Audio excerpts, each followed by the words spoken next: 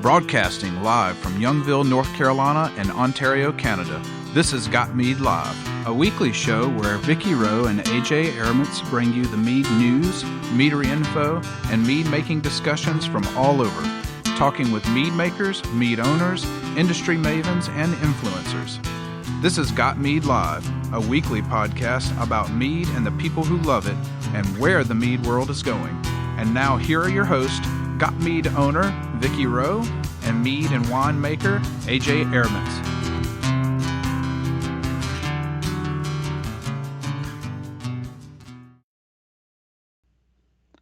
Live from the den of the Puppies of the Apocalypse, the Bunny Pen in Ottawa, Canada, and Ryan's Pad in Denver, it's Got Mead Live. Welcome to the show.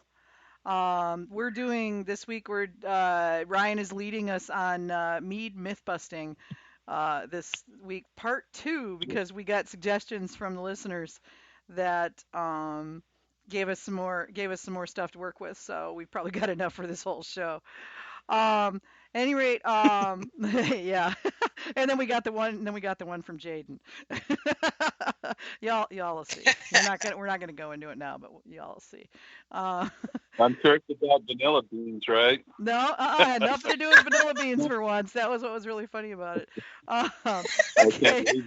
So we all volunteer our time to do this because, like you, we're absolute nuts about mead, but it does cost money to do the broadcast. So and we store and send it to several different platforms that we also pay to store on. So anyway, there is a cost involved, and if you like what you're hearing, if you like what you see on gotmead.com and the Got Mead groups, consider becoming a patron. It's only $30 a year.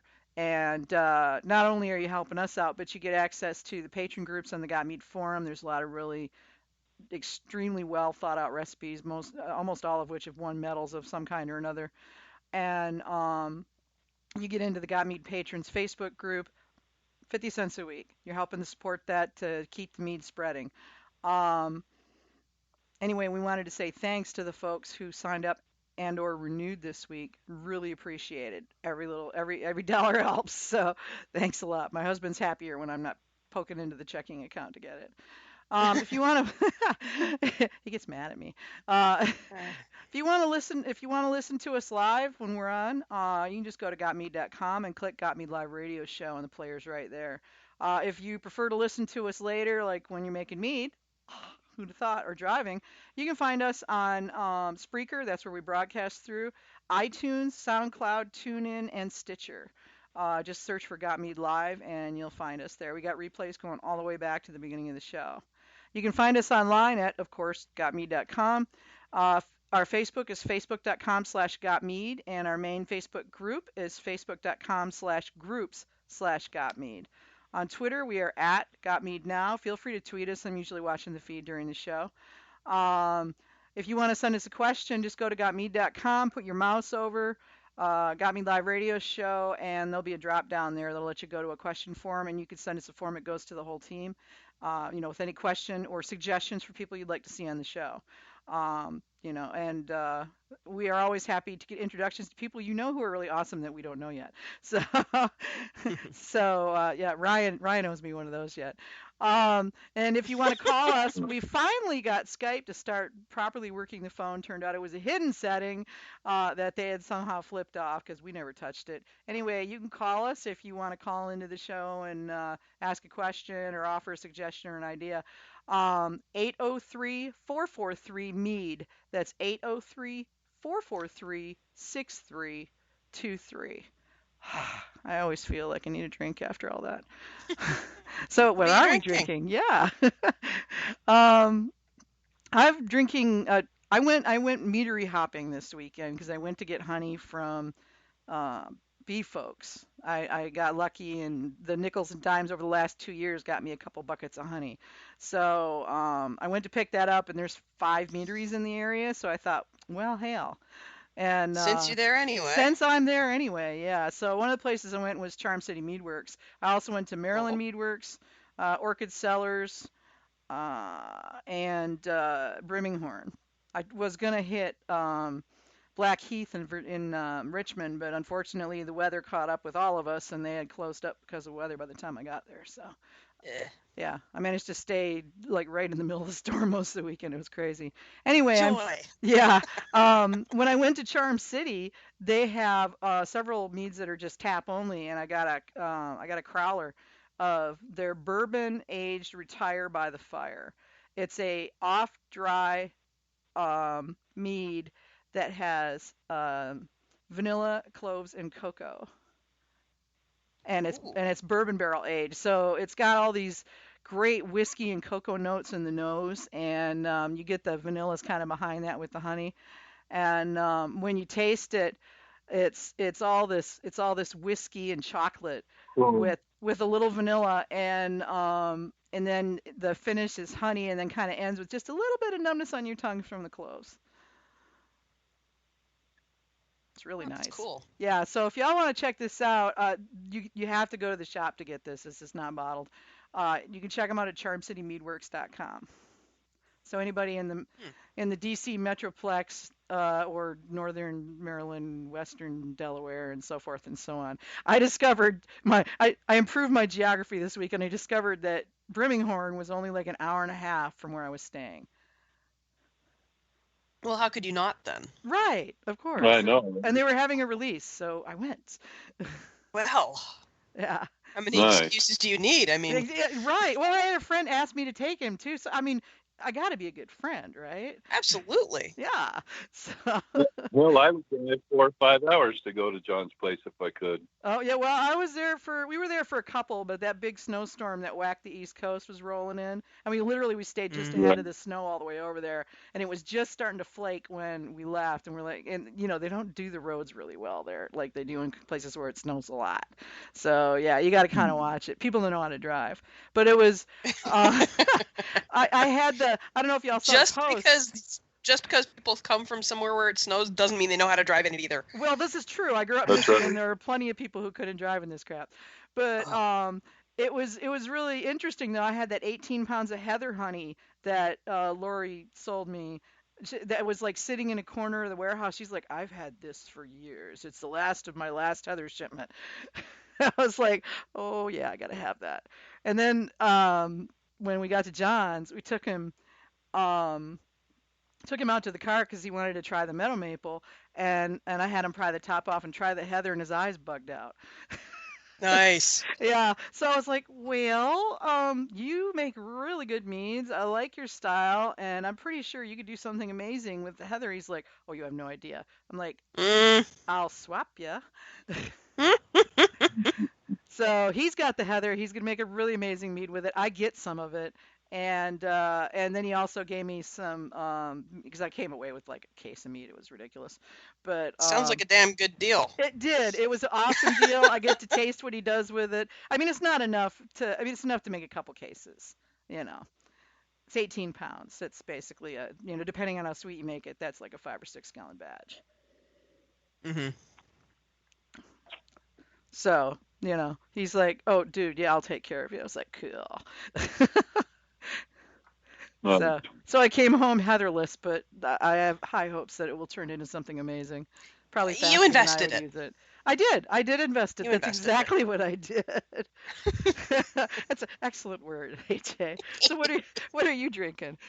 Oh, I've got another half dregs of another bottle of my Spiritwood Farm Apple Mead. That honestly, this stuff just seems to keep getting better, even when you abuse it by leaving it in like a quarter full bottle.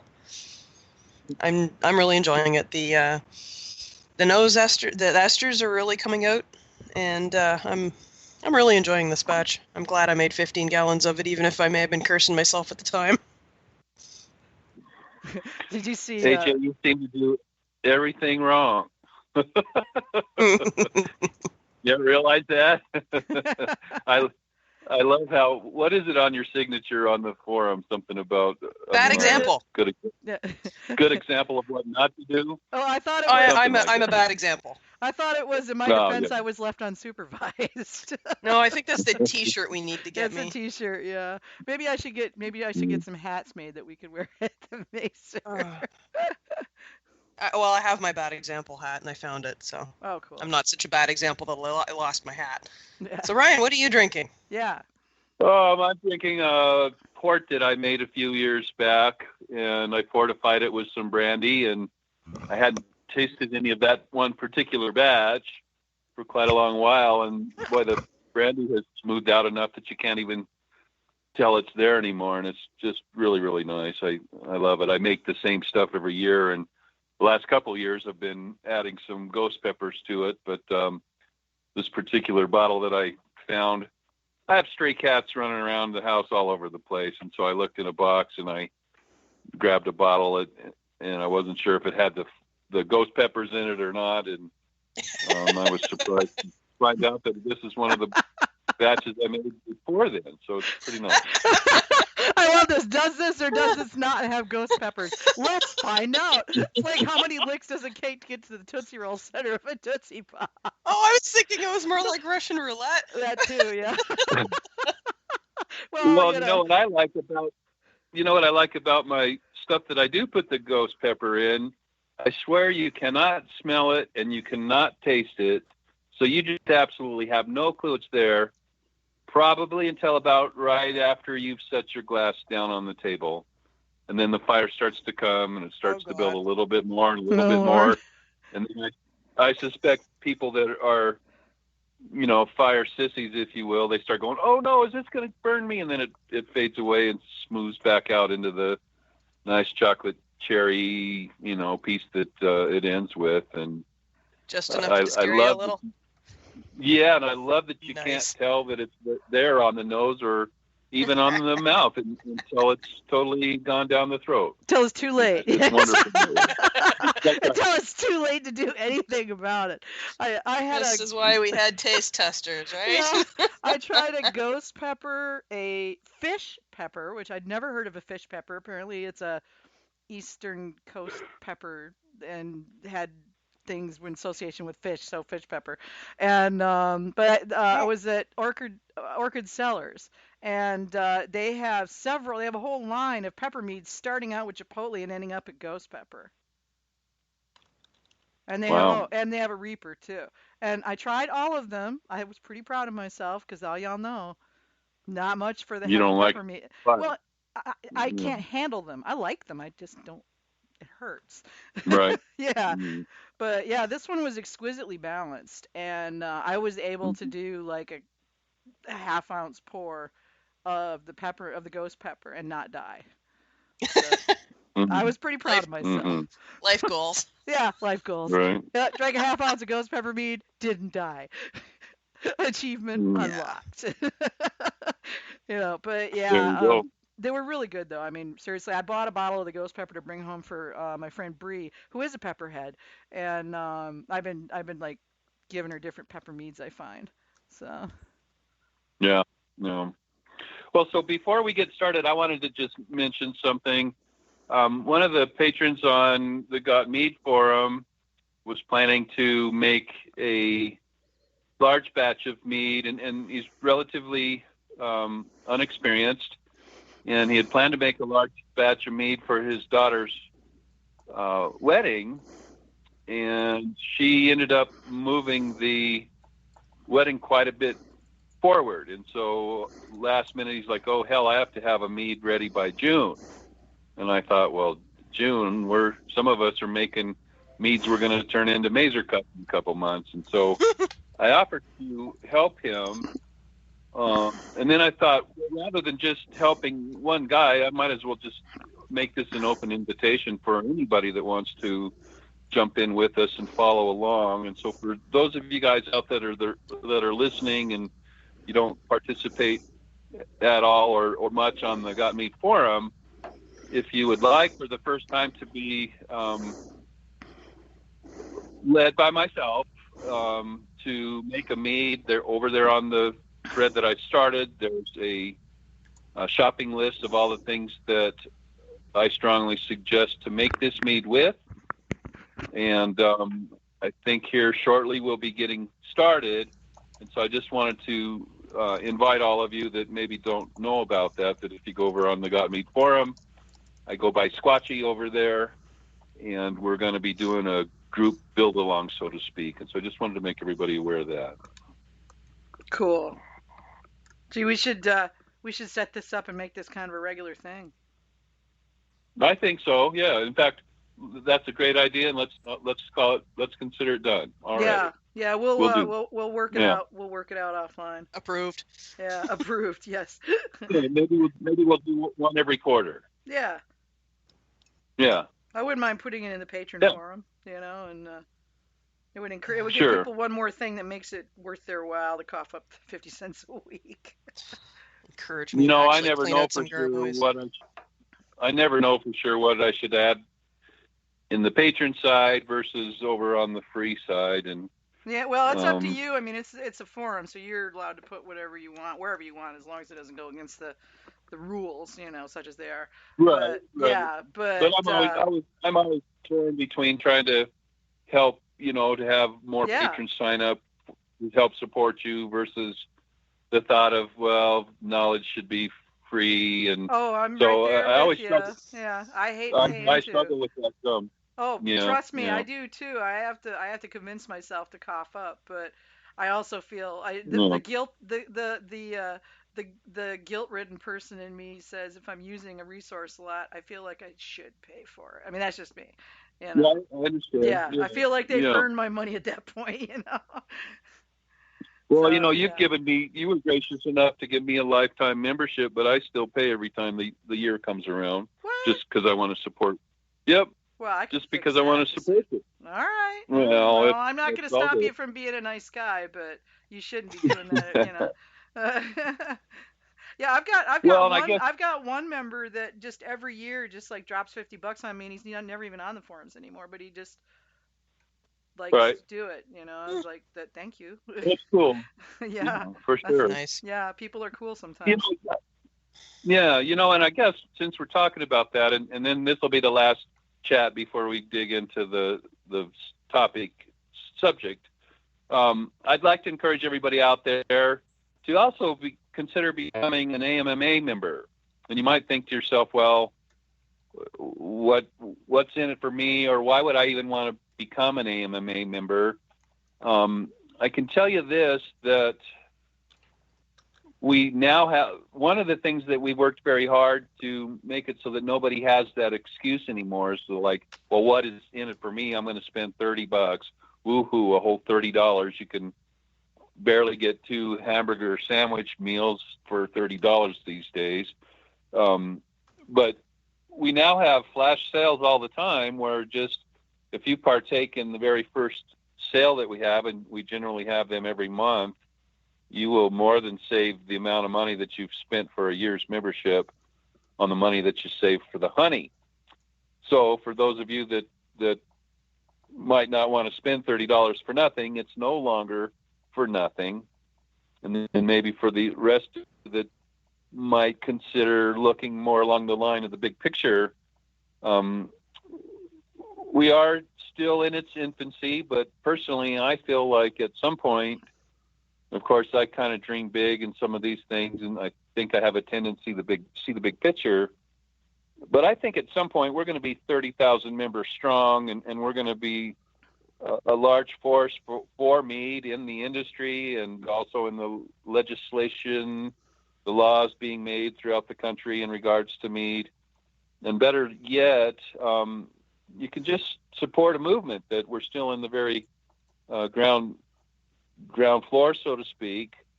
But I'm not free to speak of some of the things that we're putting together right now, but I'm actually on the board in that regard, and we're doing some things that I'm extremely excited about. And I think one thing that I'm really excited about is not only the different things that we're in the process of putting together, and we'll be rolling those things out over time, but I also realize now that in another 10 or 15 years from now, those of us that are active and helping to support this whole craft that we're so in love with, we are actually making history, and we'll be looked back upon as the forefathers of the whole Mead movement. And I think that just that alone is pretty exciting. So I just want to encourage you guys, it's $30 a year to become a member. And you'll get that money back just like next month. We're going to have a wonderful sale. with some really exciting honeys that almost are never made available. Ooh. And on top of that, you're just helping a cause. And so I just want to encourage you to consider that and go over and look at the membership, go to their homepage and all of that.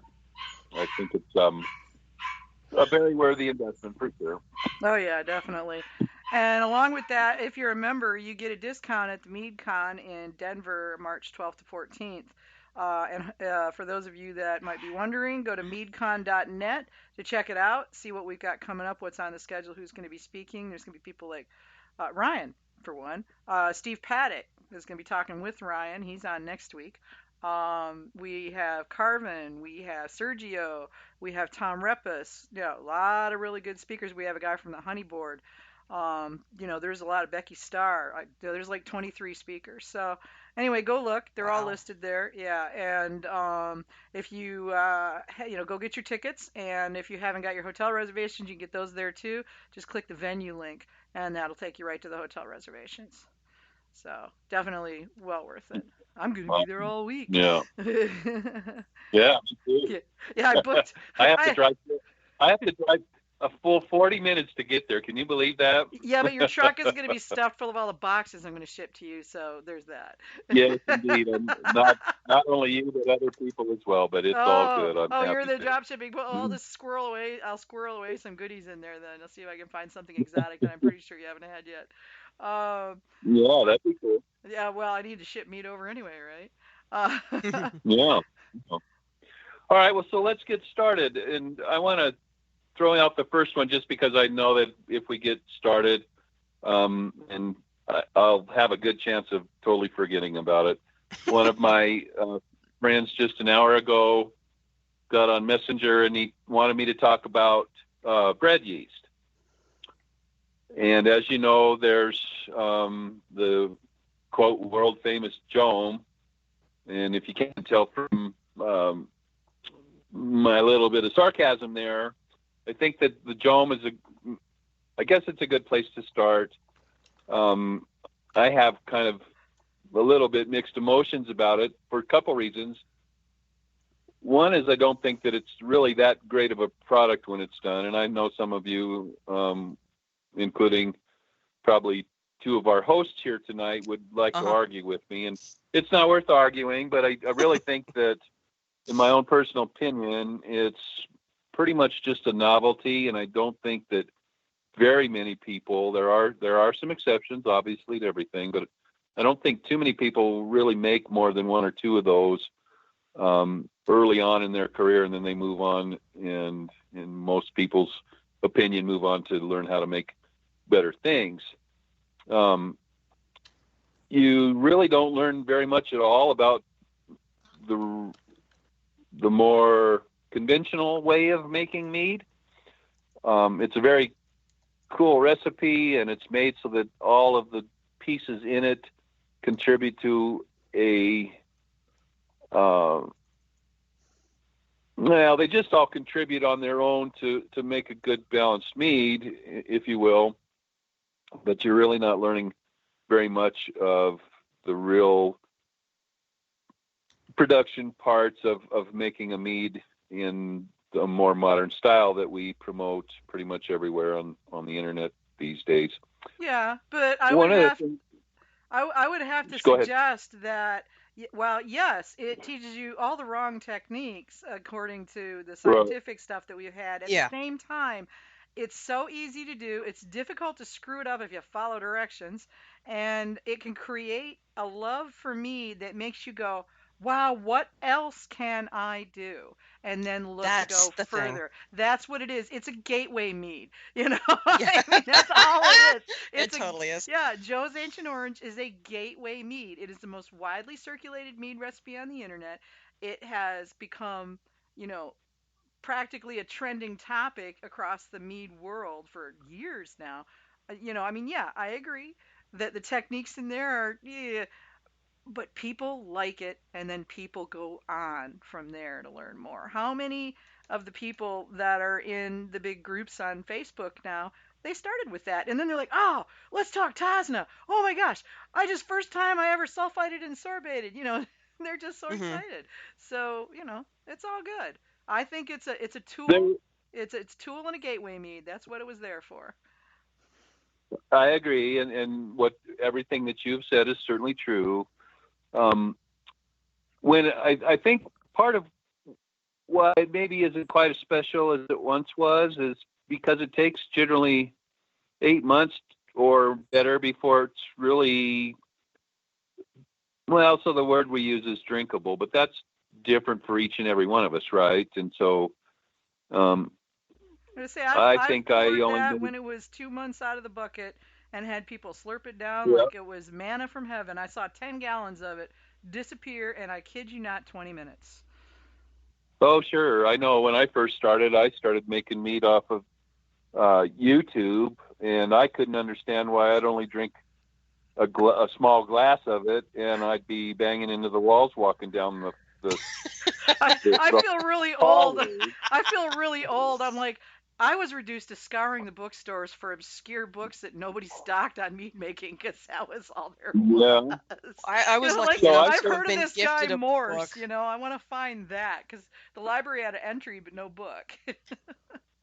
I was lucky enough to have been gifted a book, and that got me started. And Joe's Ancient was after that, but the possibilities of how simple it is to put together it's a draw, and I admit it's a draw for me.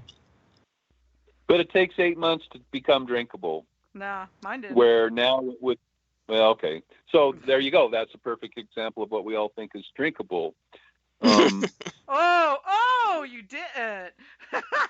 No, I wasn't being mean towards you. I'm just saying. I'm the one with my taste in my toes, according to my mom. I wasn't being mean, you guys. I'm just saying that we can make mead now in 6 weeks that taste, in my opinion, significantly better than the Jome.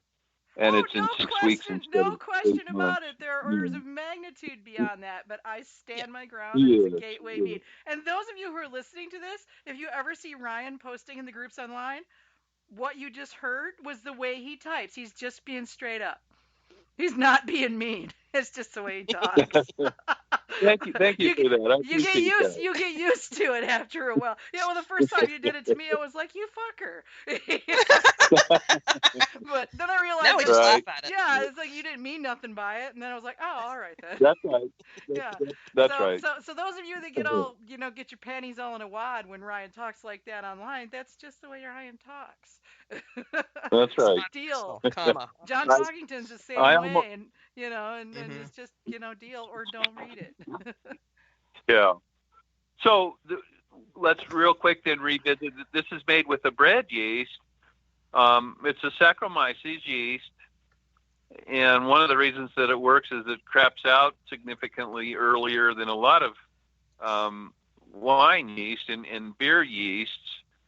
But what I wanted to talk about is that if you enjoy the flavor profile of the Jome, if you go into the modern mead makers file, and I suspect it's probably in some of the other Facebook groups files as well, John Talkington put together a recipe to use the same ingredients, so all the adjuncts are the same, and the ending flavor profile.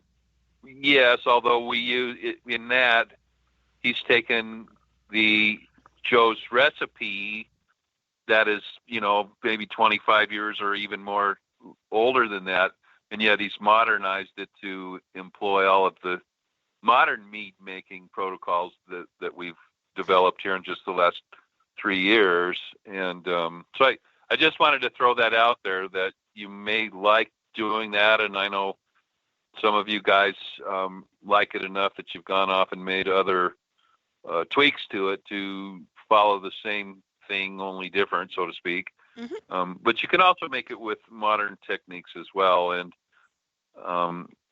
although I've not made that particularly firsthand with the modern techniques, I think that it would probably taste better, and it will certainly be finished better as well, or finished earlier is what I meant to say. So I think enough about that. You guys have a list, yes? Yeah. Or did you have something to add on? No, Go ahead and I add was on just what you were gonna say. imagining ravening hordes of of Joe's Ancient Orange fans mobbing you and tearing you to pieces at the meat con. But how could you, sacred cow, sacred cow? Oh, Lord. Yeah. Yeah. No, I mean, I remember when you put it up there, everybody thought it was the coolest thing ever, and I'd been making meat for 5 or 6 years because the forums were up. So Yeah. Got Meat had been on for a while, Uh-huh. and I remember thinking, well, that's cool. I'm gonna try that. And then when I took a bucket of it to a party, I literally made it in the pail. I racked it into a second pail, put the top on the pail, took the pail to a party. And my friends went bananas. But keep in mind, this is Raleigh in the late 90s, and you couldn't get it. There wasn't any other mead unless you were making it. You weren't getting any. So Right. Yeah. No. You have to put that into perspective. And the only stuff that you could get at the Ren Fair in Carolina was Chaucer's.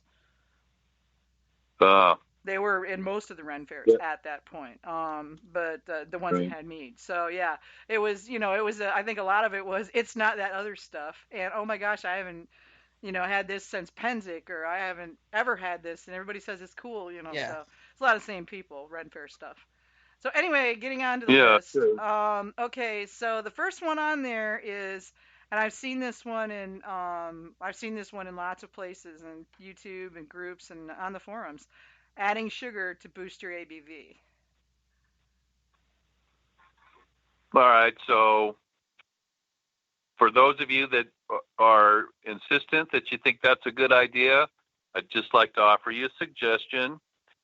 Why don't you not make a mead, but just make some sugar alcohol, and then once that's finished, why don't you taste it and see if that's really a flavor profile that you want to put in your mead or not? I'll give you a hint. There's no taste to it at all. It's really, really boring. Mm-hmm. Doesn't add. Because I've done that. I used to in my winemaking days. I used to make a batch of blank wine for topping off, so that I wouldn't lose alcohol. Mm-hmm.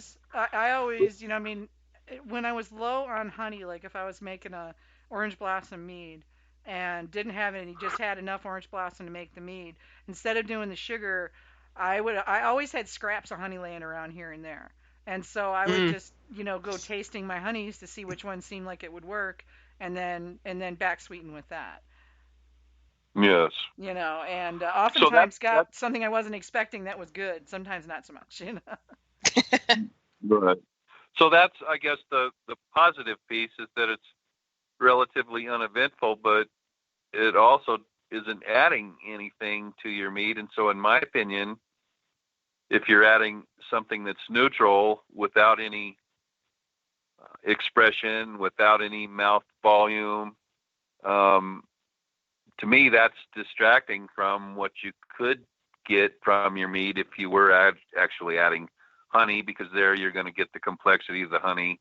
You're going to get the honey aroma. It's going to create a thicker, a bigger mouth volume.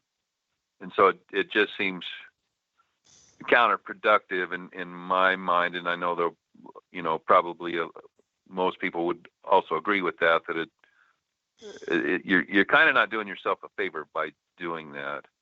And then lastly, there is a group that's managed by a guy that just thinks that every mead in the world has to have some sugar added to it. And one of the things that he wants to say is proof that the yeast enjoy and like the sugar so much is that he'll pour sugar, just dry granulated sugar, into a bucket of must. And he thinks that because when he does that, he gets a whole bunch of foam automatically, but that's just the yeast all happy and out on the sugar addition. Somebody's never heard of nucleation sites. Exactly. And this guy has a kind of a small cult following, and anybody that's ever tried to introduce science over there has been kicked out. And so I just wanted to say that throwing yeast, it's a nucleation thing, and you could throw play sand into your mead and it would do the same thing. So yeah. I would just stay away from adding sugars unless you absolutely need that for a certain gravity. But I also find that if I was to have to choose between more gravity or less, I think all the time a less gravity would be more presentable to most people, and it would end up being smoother, and it end up being very nice sooner than if you have a higher gravity that takes a longer period of time for the edge to roll off. Which leads rather nicely right into, why can't I just start with a really high gravity? Right. Well, so here's one thing that I believe all of the medal winners that win medals not by accident but by design, I think we would all agree that particularly for a traditional, I think most of us, and I'm really good friends with all the people that compete against each other in the competition rounds throughout the year. Once you go above 10 or 11, maybe 12% at the very most, and I think 12% is pushing it actually for traditional, and I think this holds true for a whole lot of different things. That much alcohol is very, very difficult to create a balance with being able to taste in a not fulfilling way, being able to taste the complexity and all of what your special honeys will bring to the table and the aroma. In other words, if you're making the same mead at 10%, you will be able to very much more so be able to distinguish all of the nuances of the honey, and you will get a better nose of the honey, whereas if you just bump it up to 12%, that alcohol level is kind of crushing. It's stepping on your honey expression. And so that's a very strong thing to consider making traditionals, especially really, I think for the most part, most traditionals are made because you're wanting to showcase a particular varietal of honey. And that's not to say that wildflowers won't make a nice trad. I think that wildflowers get a bad rap because everybody goes, no, that's just wildflower. But in my mind, depends on the wildflower. And really, if you looked at the amount of varietals that we can buy versus all the varietals of wildflower throughout the earth worldwide, there's way more wildflowers than there is, quote, official varieties, right? And I got to think that because there's so many of those, the success rate would probably lean to wildflowers over and against the specific varietals that we all like to buy. And so I think wildflower always gets a bad rap. I know I can buy some wildflower here that I think it's every bit as good as the most expensive honeys that I've bought. And I can also think of some clover. A lot of people say, oh, well, clover's kind of mundane and not very,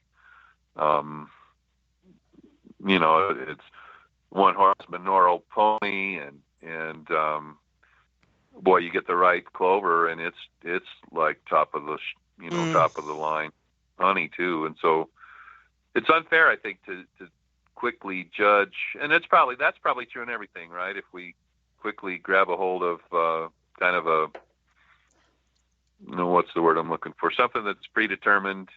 We might not be giving something its fair share of consideration. So it's very common when you finally realize, ooh, I can make alcohol, that you want to make high alcohols. I know I did. And I'm actually pretty well known for people that know me well enough that they get a drink from my quiver all the time, that there are some tricks you can do to make the higher alcohols not present that way. But for the most part, I would say every ABV that you make above 11%, for each point of ABV higher than that, you're going to have to age it an extra month and maybe more, depending on how much fusels and other flavors that you might have created. And really, what would you rather do? Drink 1 or 2 glasses of mead and be hammered, or be able to enjoy a few more glasses of mead and, maybe different meads, but be able to enjoy more for longer versus just, it's like, do you want to do a couple shots or do you want to sip on a few whiskeys over the rest of the night or something? Or yeah, I hear you. I'm like that. I find myself gravitating towards the lower ABV meads because when I go do a tasting, I'm not hammered at the end of the thing. Yeah. If they're somewhere between like 7 and 11%, then you can taste 10, 12 meads, and that's just awesome. Sure. But if it's what was that, 19, the one that you gave me that I didn't know about? Probably wasn't that, but it's probably 17 or maybe 18. Yeah.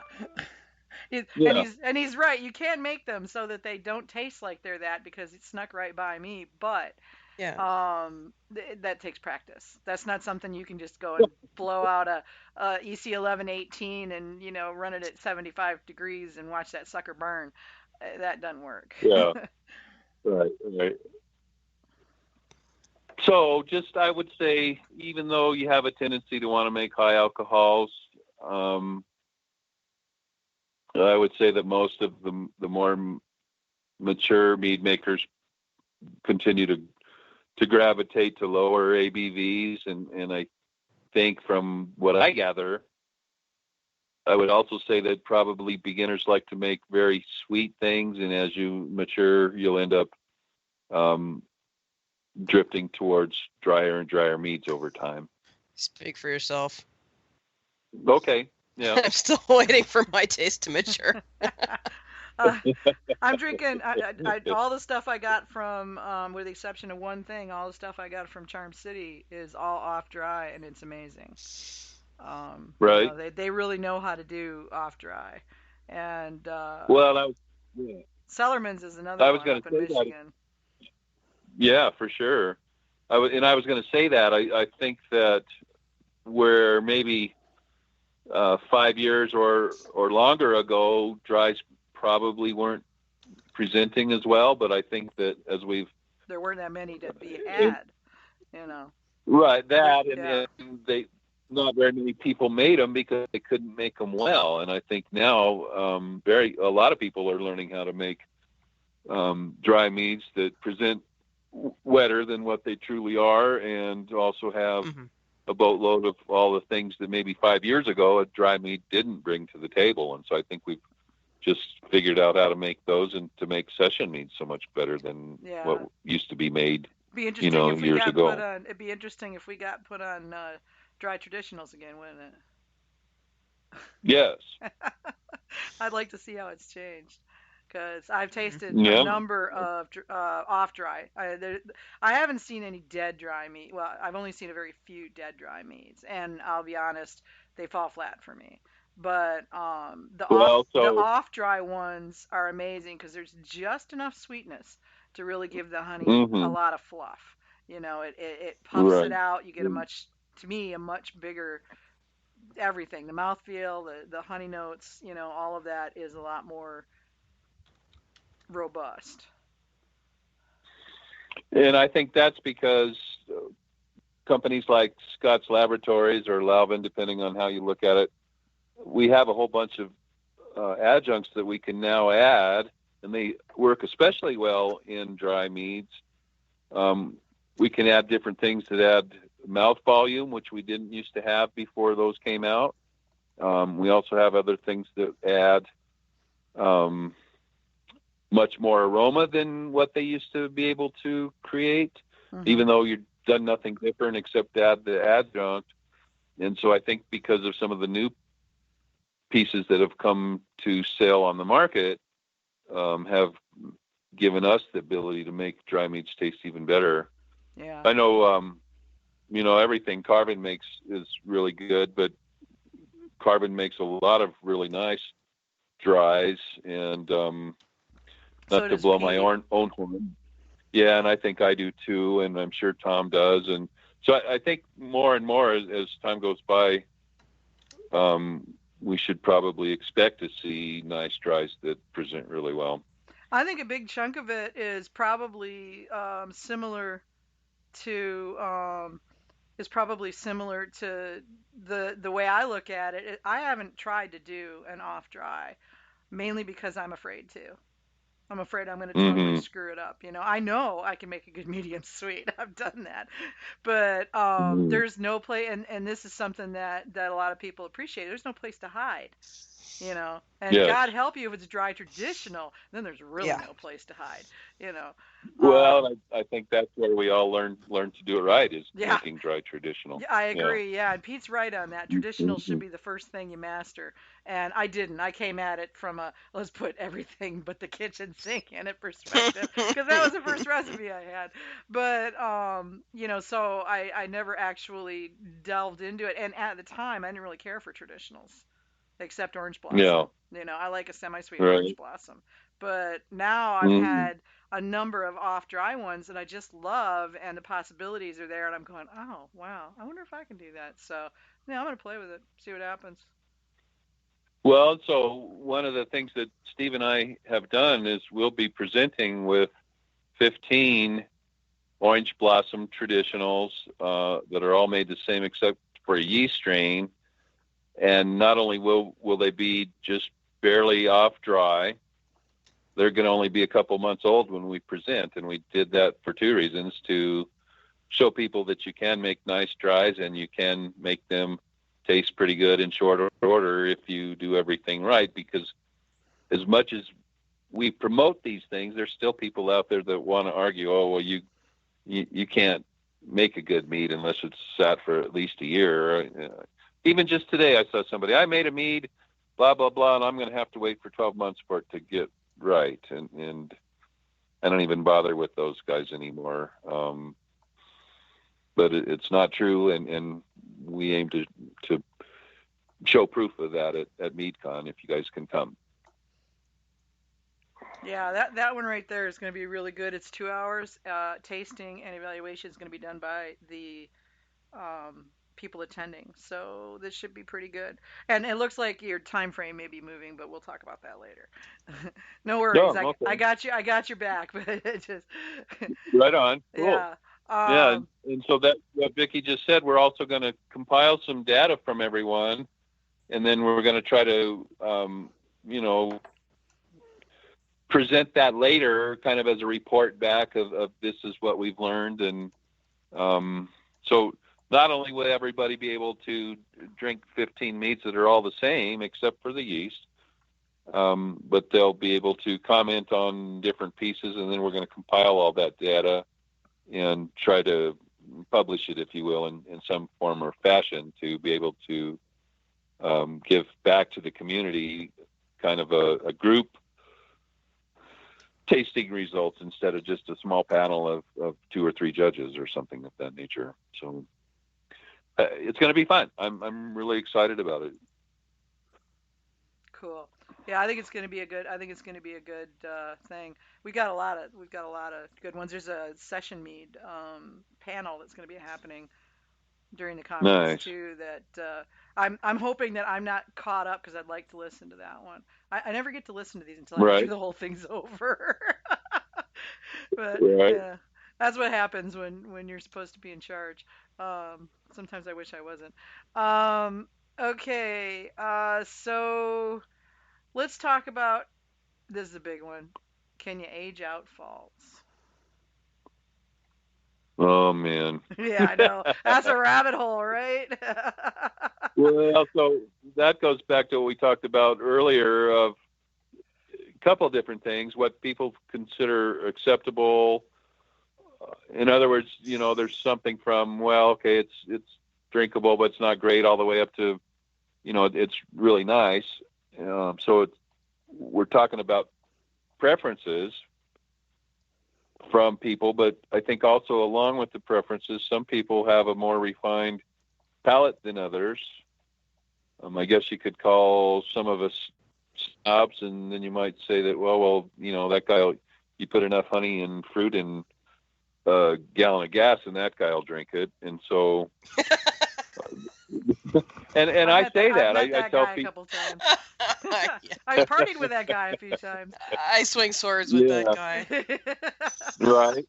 Several of them, actually. So here's my personal opinion, and I can tell you, I feel very fortunate to be good friends with, a huge handful or three of the best mead makers that are known throughout the world, or at least throughout the North American side of the world. I think we all agree that,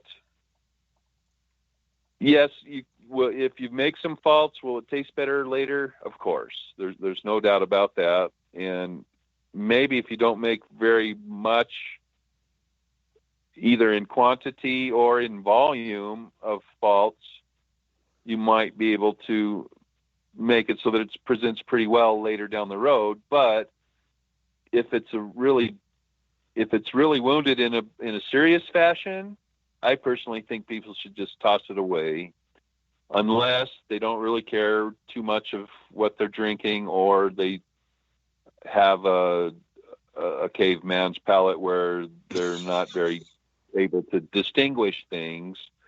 Because if you have enough of a fault,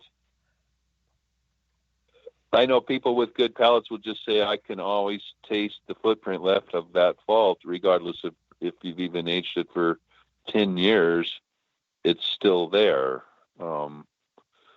So that's my thoughts. I guess you guys certainly can chime in with your opinions too. So please do. My opinion is it totally depends upon the fault. Yeah. Some things like over oaking can age out into something really wonderful, and over spicing as well, because those are things that fade over time. Mm-hmm. And as I mentioned last week, I've got one batch of like super pucker puss that is starting to age out into something drinkable, and in a couple more years, I'm hoping it actually tastes as good as it smells now. But most of the time, it's been the rough edges will round off. But if there's truly a fault, no, sometimes. I mean, I advertise holding on to at least a bottle or two of something if you're going to pour it down the drain, just in case. And that way you learn. You learn what'll age out and what won't. As it changes, as it gets older. And I mean, I'm a big proponent of, if you have the carboy and or bottle space, and you're not planning, and you don't think you're going to try to take a metal with it, then hang on to it and see how it changes. I learned a lot from the stuff. I had a buckwheat that it ultimately ended up getting dumped, but it took me 2 years of messing with it and waiting for it, and it finally just revealed that it was never going to be drinkable. And I gotta go look at my notes. I don't remember what I did wrong. Obviously something huge, but it never got there. And the other one was the very first infamous all the spices mead, and that one actually got to be pretty darn good. I don't know what happened, but it changed. I just left it in the carboy and let it do its thing, because I had bought other carboys after that, so I didn't need it right away. But and even if you are going to enter in a competition, I entered this knowing it was heavily flawed, but wanting to figure out what had I done wrong. And so I entered in a competition knowing full well nothing was going to come but information, which is what I wanted. Well, exactly. Right. Yeah. So I didn't care if I won a medal. I just wanted somebody to tell me what I screwed up. Sure. So here's something that I just now learned. And sometimes, do you ever learn something, go, wow, how come I didn't figure that a long time ago? And so that's what just happened to me.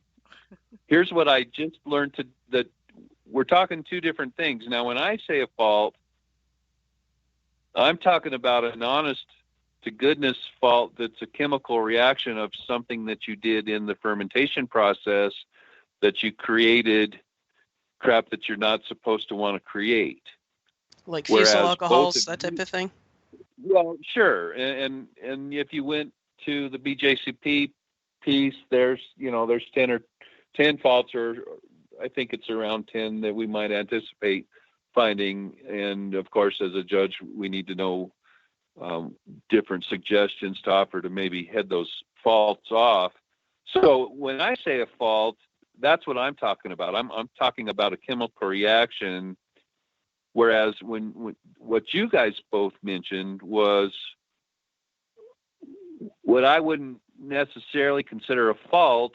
You just had some issues where you didn't get your balance of your ingredients all to work well with each other. Because what I heard you said, which is totally true, if we over spice, we know naturally that over time the spices are going to fall away. So if we're tasting something brand new and it's over spiced, is that a fault? I would say no. That's not the same as a chemical reaction that we created during our fermentation. We just didn't get the fractions of all of our adjuncts at a proper balance. And knowing that, I'll make some meads where I know that I'm going to drink them as a young mead. And so I will make that different. My spice profile will be less in your face because I know we're going to drink it right now. But if I'm making something that I'm considering that this will be something that's going to come into its own as it's aged for a year or 2 years, you bet I'm going to stack all of my spices, probably overpowering to a degree, because I know that in a year and a half or 2 years from now, they will have faded quite a lot. That's also the case with, you also mentioned, AJ, with oaking. So right. That's what I just learned is that it's kind of a definition of terms, isn't it? There's true faults. And when I say, okay, you can't really age a fault to make it go away, those are the types of faults that I'm talking about. Whereas if we just miss the balancing, act of trying to put all the pieces together so that they present well, those things will most definitely, take care of themselves. Now they may not all end up at the finish line at the right proportion a year from now. But we do know that those types of errors or mistakes will certainly present better as time has a chance to make them all fold together nicely. So that's important to know later when we're talking about those types of things on the web, because we're, to some degree, we're very much so talking about definition of terms. And I don't know why. I didn't know that until just tonight. There's always things to learn. I know, right?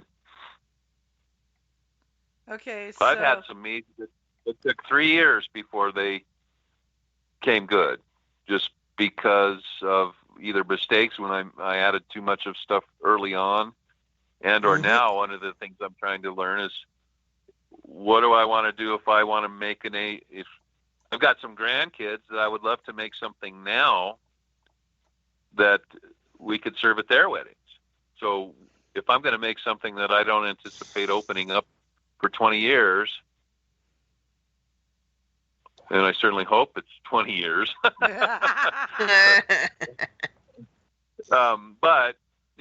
if I'm intentionally building something that needs to last that long before we open it, and I have I think I understand quite a lot of things, although I don't have firsthand experience because I've only been making mead for 4 years. But those are the types of things that we certainly will need to learn to consider to become well-rounded. Is what do I do to serve something young versus something old or very old?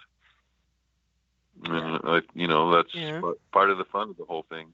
Well, we're gonna find out how well my Chamberlain Chamberson Merlot Piment fared. It's 10 years old. And oh wow! The last 2 bottles are coming with me to the MeadCon Mazer Cup.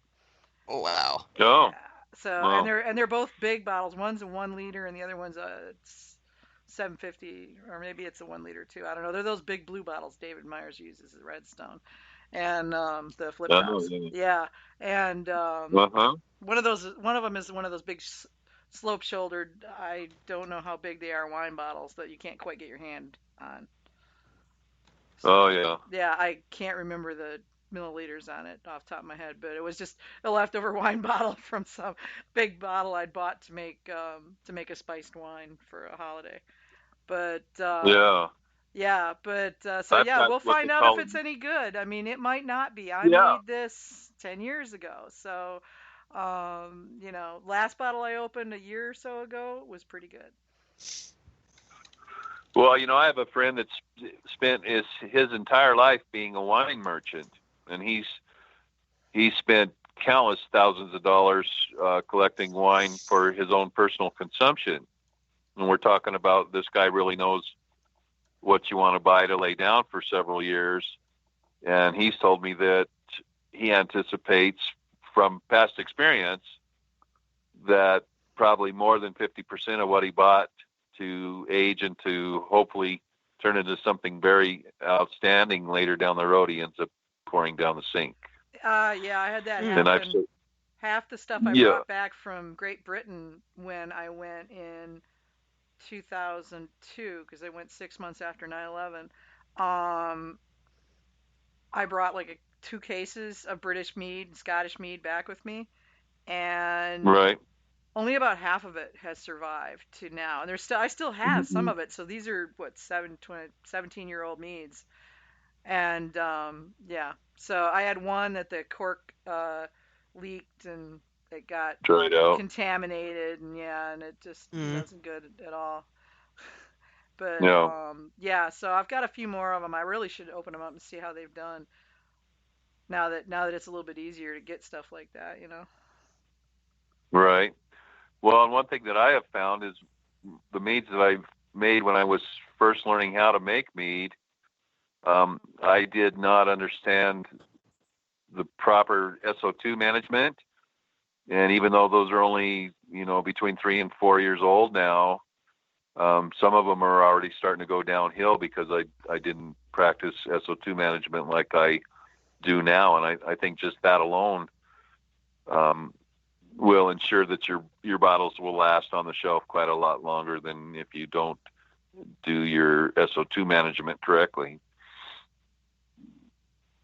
Yeah, I don't know. The Chamerlot wasn't quote unquote properly stabilized. I didn't have sulfites or sorbates. I just finished it and bottled it, and it's been fine so far.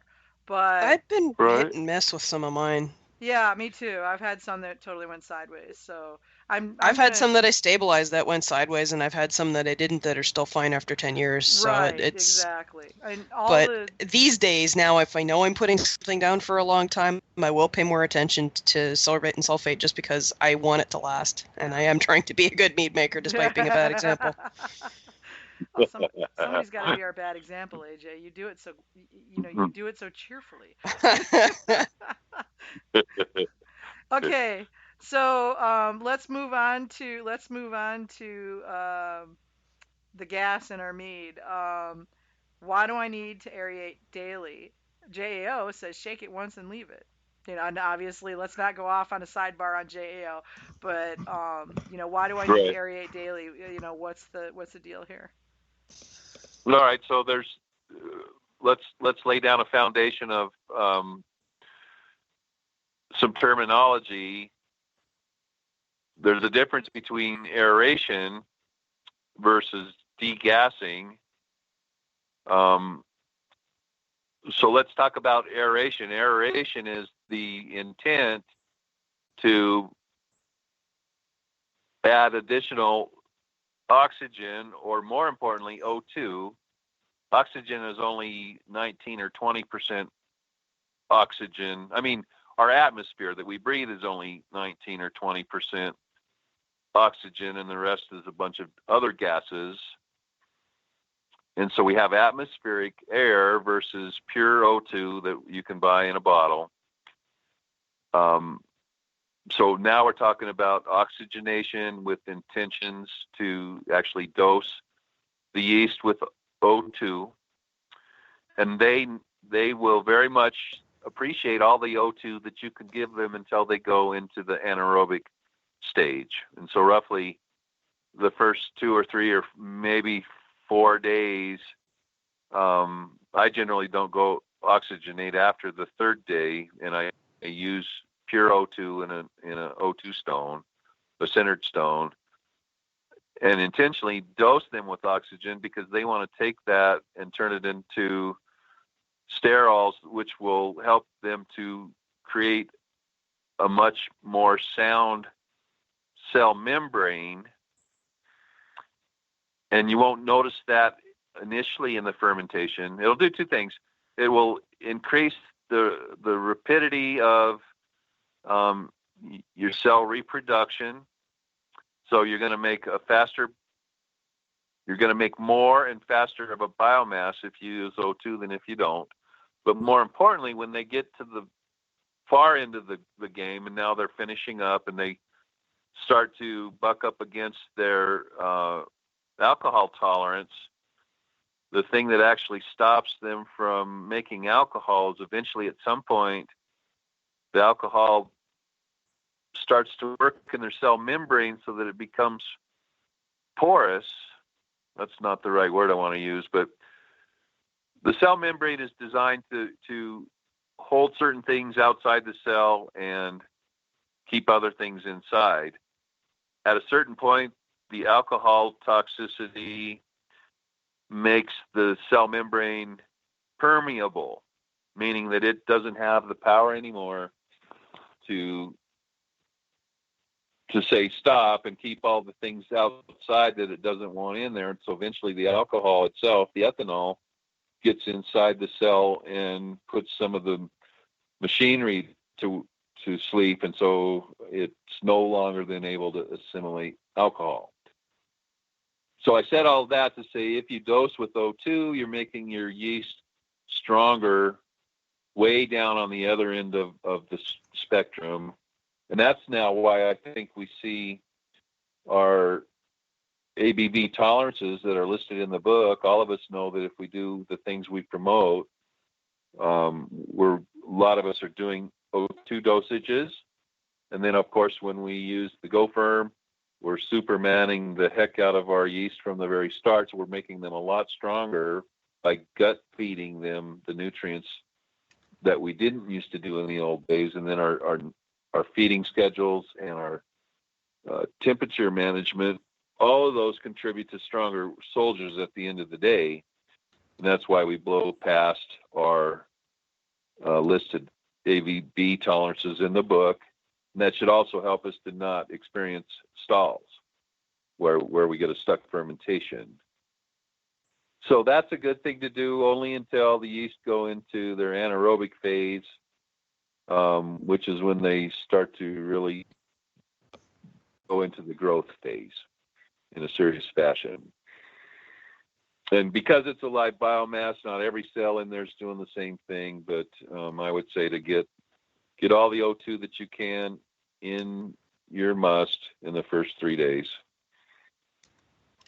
Now, degassing is when we have CO2 in suspension in our must, and then, as you know, when we stir that, we're breaking those suspended CO2 molecules loose, and they'll float up to the top, and that's what creates our foam.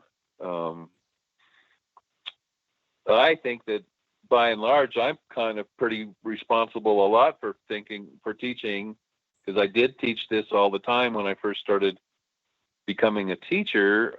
I thought that by getting rid of the CO2 in our must, that would keep our pH from crashing. And so I was doing that to kind of buffer the pH.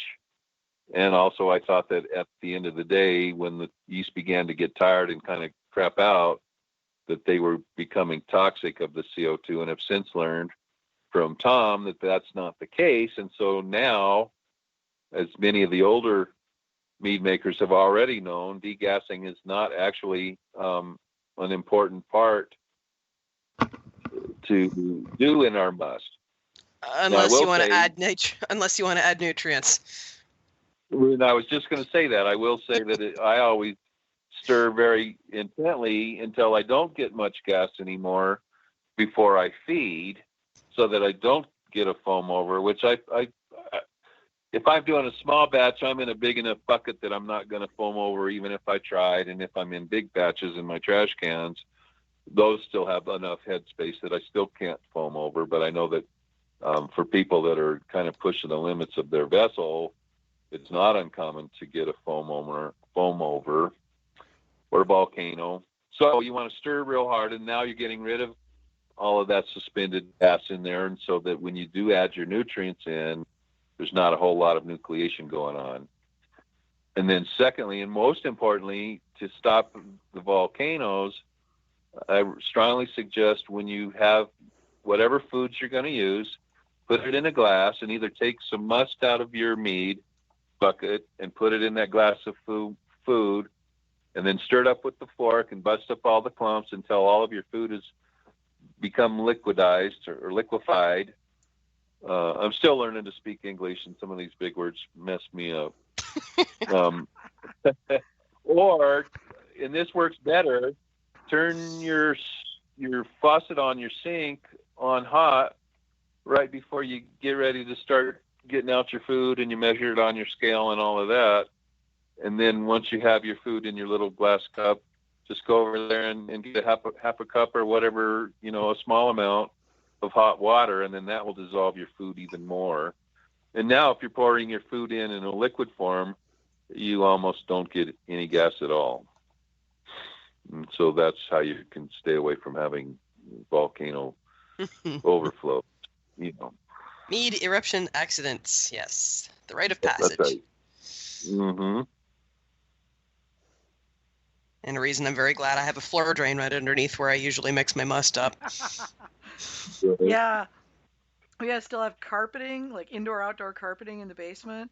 And I want to rip it up, but that requires moving all that shit that's sitting on it. So that's not going to happen like real soon. But, eventually it's going to get replaced. But in the meantime, there's no drains. And, I was like, I really should move my mead making down there because the temperature stays constant around 68 degrees. It's perfect, except for the fact that there's no place to get water. There is a half bath, but I'd have to rig a cockamamie thing to run water into buckets and whatnot, and no place to wash stuff and no drain. So I make it in the kitchen, and then when it goes into secondary, it goes downstairs. Yeah. I tried doing that, but I found the temperature differences when I brought it back upstairs to rack would make weird things happen. So there's that. Now I just do everything downstairs and call that my datum point. Yeah. Okay, so we talked about aerating daily or not. So then the next logical question then is, and this is the statement that's being made, the quote-unquote myth, if you will. We quote-unquote degas the mead in primary because CO2 is toxic to yeast and will poison it. So that's untrue. Okay. And that's my that's the my statement, fault. So we're just presenting it. Yeah, that's my fault. I propagated that unknowingly. Oh, you did? That was you? Oh, dude. I'm the bad guy there for the most part, I'm sure, because I thought that was something we needed to do when I was young and dumb, and have since learned that that's not the case. The science says that you're only going to be able to get so much carbon dioxide dissolved in your must before it starts coming out, and that's why you get the bubbles. That's carbon dioxide coming out. So it's already saturated, and no matter how many times you stir it, it's going to be bubbling again. So obviously it seems to work just fine when it's at a saturated situation. Right. The only time you're going to have problems is if you try to cover it up or something like that, and block it so that it can't vent, and then you're going to have issues. Right. But it's going to be explosive issues rather than yeast toxicity issues.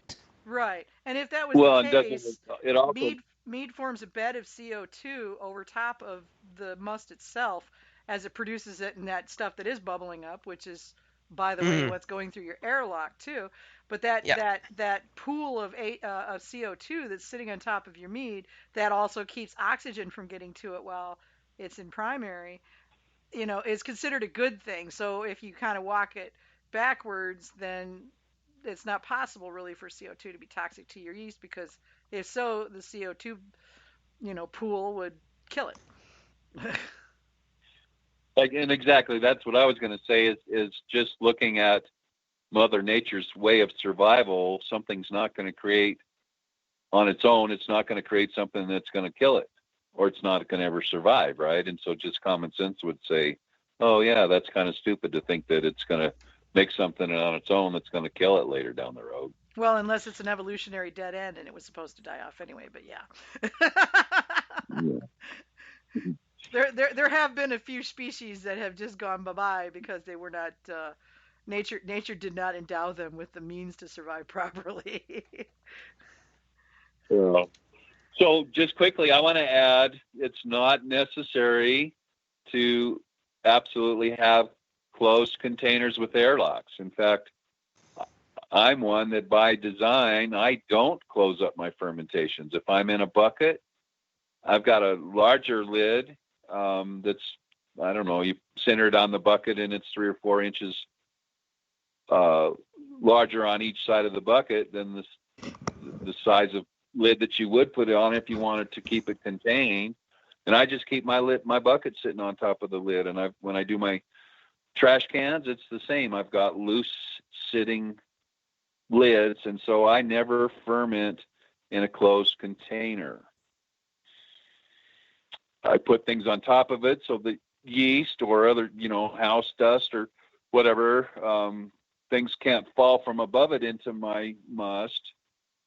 And or fruit flies can't get in it in the summertime, but I also do a good job of having fly traps all over the house so the fruit flies don't generally become very much of an issue.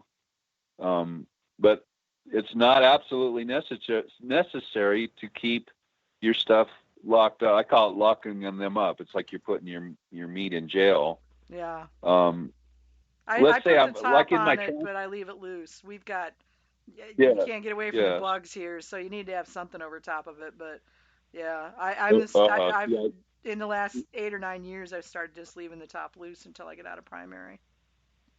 Yeah. What I do is I put cheesecloth. I put cheesecloth in over the hole and then put a bung with the hole in it into the hole and put the lid on, so it can gas without getting bugs in it. I don't trust the cheese bugs not to get through the cheesecloth, so. I put multiple layers of it. I mean, when you got bugs near the size of your hand, you don't screw around. Yeah. It's like, ew. But well, and as we've mentioned, you've actually got a huge amount of displacement coming off of the top of your vessels, and so you're not getting exposure to oxygen. No. And then, as we all know, as we get closer to the end of our fermentation, things slow down, and it's not fermenting near as aggressively as it once was, especially when we're trying to chew down our last, 20 points or so. In my big trash cans in my bathtub, if I get down to that point, you could take the lid off, and you would think that must really isn't doing anything, and that's generally when I do then lock it up under an airlock. But if you take a big trash can and put it in a couple 7-gallon carboys or whatever, it'll appear to be dead in the trash can, but as soon as you put it under an airlock, the airlock's still going crazy. And so you just don't have to worry so much about that with mead. I think we talked earlier in the beginning last week. That's something that the beer guys have brought across is, you can't, that's because beer can easily get sick and catch a cold, as I put it. They can get sick and pick up things through contamination through open air. But that's not the case with our meads. And so we don't have to worry about that. I see all the time people are too worried. I don't even want to take the hydrometer reading, or I don't want to stir or anything like that. And people are way too nervous about that, and they're too nervous about oxidation or in those early stages when fermentation is still going on. Which I think segs into another topic about oxidation. Yeah. Well, so we just said it. I think that, in my opinion, people are way too concerned about oxidation, especially prior to your sulfiting and sorbating. And in other words, I don't even think it's a consideration until you stabilize at all, except for I've actually taken a wine kit once and I oxygenated it. Now I'm talking early on, why I'm trying to dose lots of oxygen into my must in the first few days.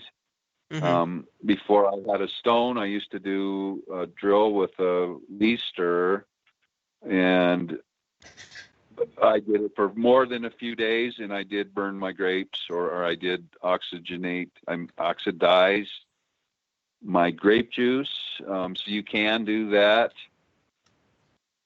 but you have to try to screw up, like I just mentioned. Otherwise, I don't really concern myself at all about oxidation prior to sulfiding when my fermentation is over. Now, of course, we want to store things in our vessels with the least amount of head space that we can have. But I know if you went into my mead room right now, I've got a whole bunch of different things because I've been pinching off the top to fill bottles to start preparing. I've already sent bottles into our first competition, and I've got some other stuff already bottled up for Mazer, and so not all of my vessels are topped off right now. Quite frankly, I'm not worried. Yes, exactly. I'm not concerned about those either because I've got sulfite in those, and that's what sulfite. One of the things that it does is it will capture oxygen in your must so that it won't be able then to oxidize your must. And so it's not an excuse to be lazy and not care about headspace in your vessels. But if you manage your SO2, like I hope everybody's learning to do, you don't really have to be that concerned with headspace, especially if we're not talking, months on end of a gallon of must in a 5-gallon carboy. Which, incidentally, if we're talking 1 gallon or 3 or even 4 gallons of must in the carboy, it's the same thing, isn't it? Because you're talking about that 9 or 10 inches across of headspace, and that's the same all the way up, regardless of how much must you have in that carboy until you get to the shoulders where it starts to get narrower.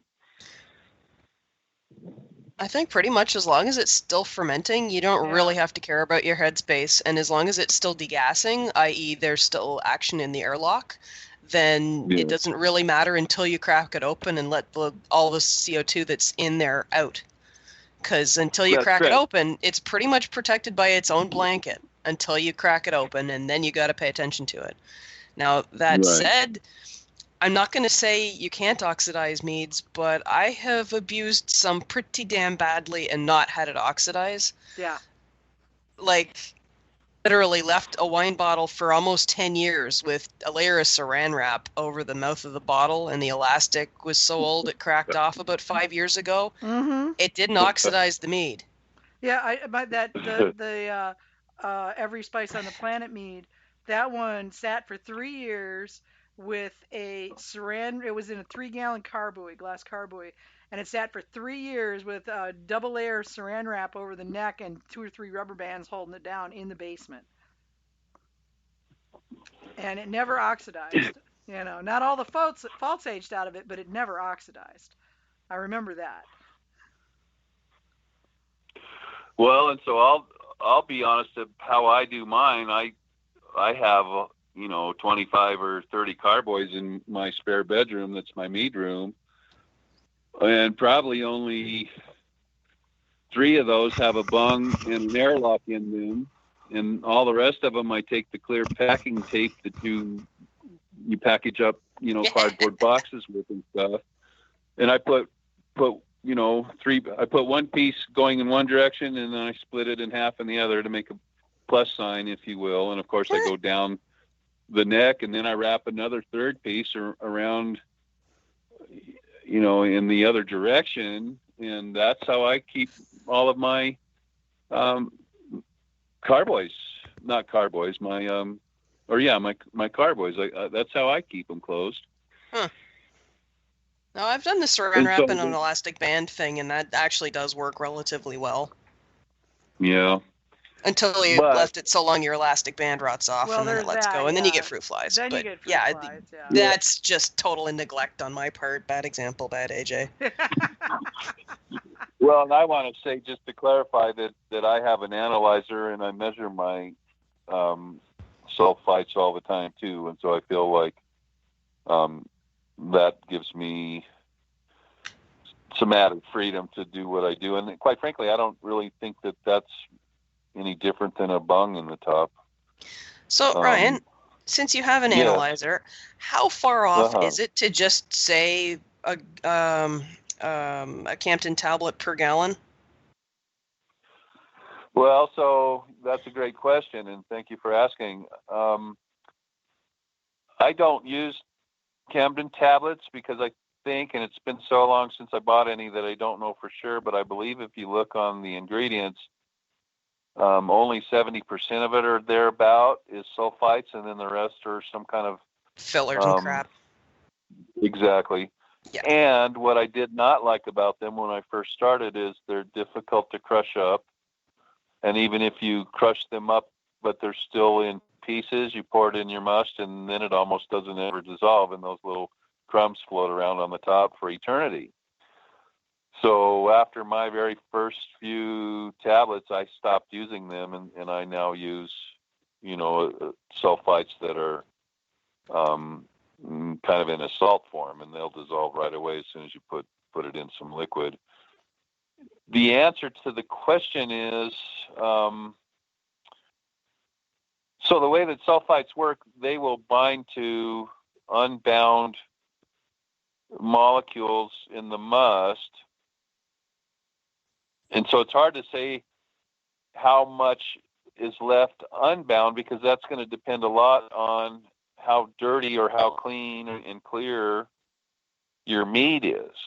Now, we stabilize with our sulfites.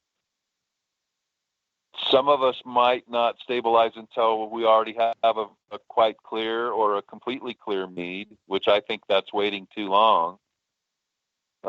Because unless you're using a good fining agent, that's not going to happen for, a handful of months on meads that drop out fairly quickly on their own. And on some, you might have a mead that's 8 or 10 months old and it's still not clear. So the very first ad that we make, I would say it's safe to say that maybe 50% of the sulfites that you've added in a day or two are going to be bound, and so you're going to only measure half of what you thought you put in there.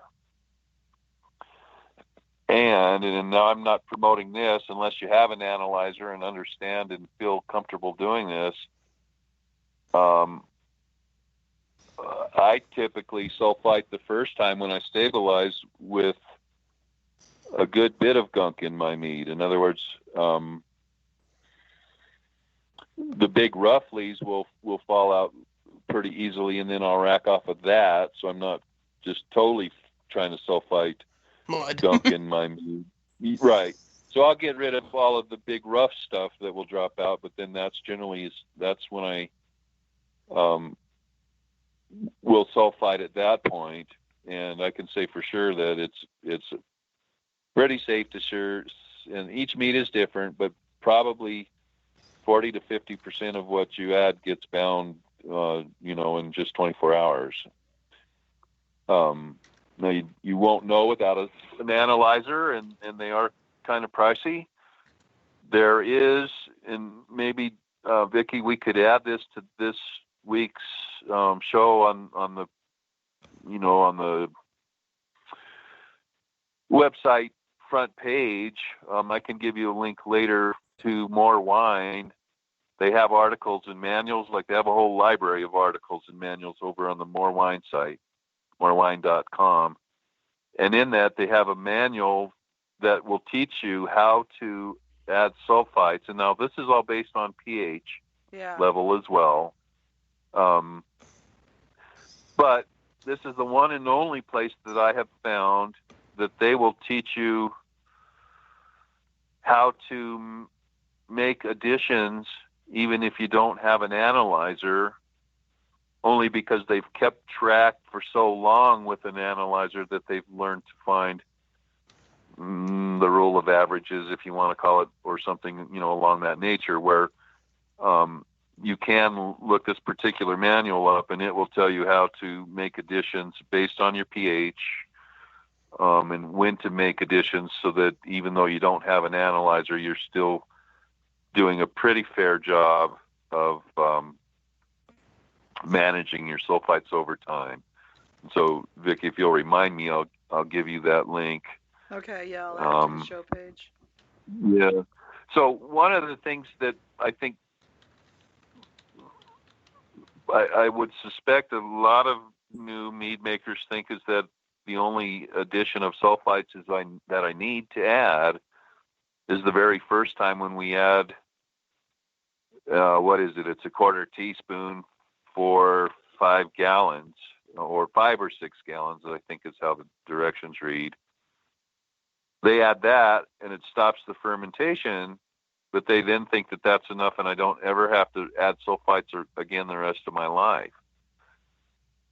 Every time you open up your container and you stick things in there, you're stirring it around, you're adding adjuncts, and then you're racking, or you're adding things and drawing it back out. You're pulling out, oak spirals or whatever. Pretty much every time you disrupt things, you're going to find a loss of your free SO2 molecules. And so if you wanted to be completely anal about it, every time you did anything to your mead, you would want to measure it again and then make your adjustments.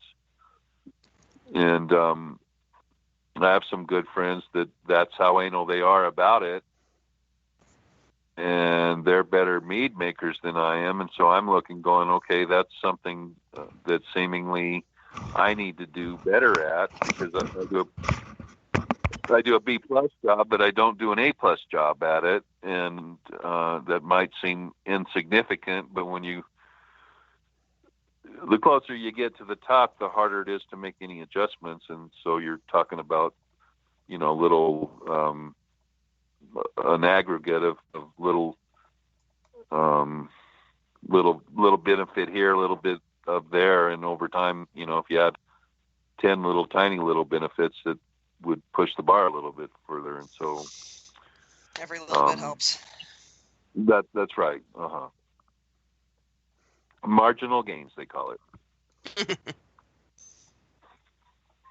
And I think, honestly, if you don't sulfite, then I really feel like you're doing a huge disservice to your mead. It's not going to age very well. It's not going to be very, very combatant against oxidation.